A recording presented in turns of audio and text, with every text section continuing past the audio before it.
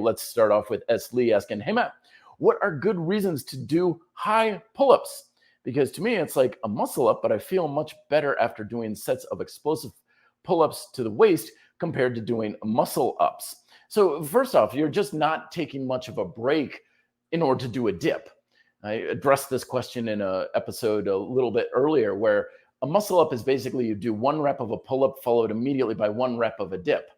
And usually when it comes to strength training, with some exceptions, of course, but usually I find people just feel better about doing an exercise and get more of what they want out of a muscle if they just keep the pressure on that muscle. They're not taking a break to do something else halfway through a set. So that's one of the biggest reasons right there. The second is you are focusing on explosively pulling yourself up nice and high with that pull-up. And anytime we're doing something with a little bit more pop and power, you're just simply creating more tension in the muscle.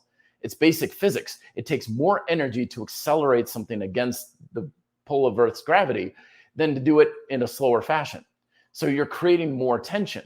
And even though the resistance against gravity may be technically the same, you are making the muscle a little bit stronger. And that's the biggest reason. Athleticism could be another one.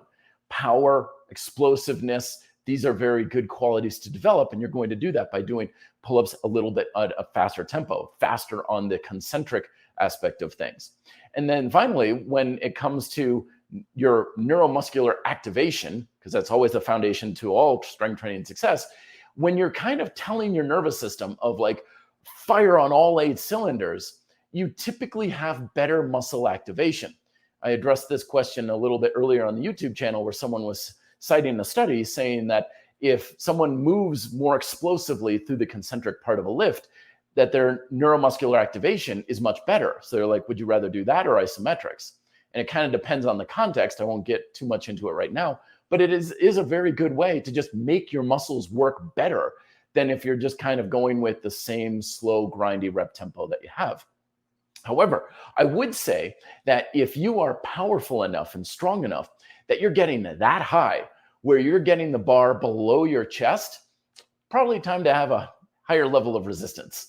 So either progressive variants like archer pull-ups or something like commando pull-ups, single hand pull-ups, something where you're going to put a lot of force into the muscle, but you're not going to get that high, or add weight, of course. So I would progress the resistance if you're getting that much power and explosiveness above the bar. You want enough that you're trying to move as fast as possible, but you're still not quite getting that high.